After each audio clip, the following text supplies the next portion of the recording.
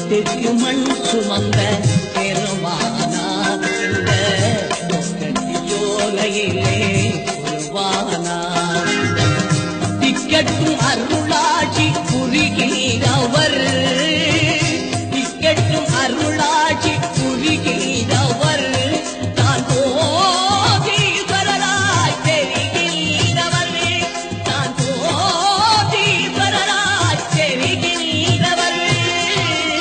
வீட்டுக்கு மண் சுமந்த பெருமானார் இந்த கொக்கட்டி சோலையிலே உருவானார். வீட்டுக்கு மண் சுமந்த பெருமானார் இந்த கொக்கட்டி சோலையிலே உருவானார்.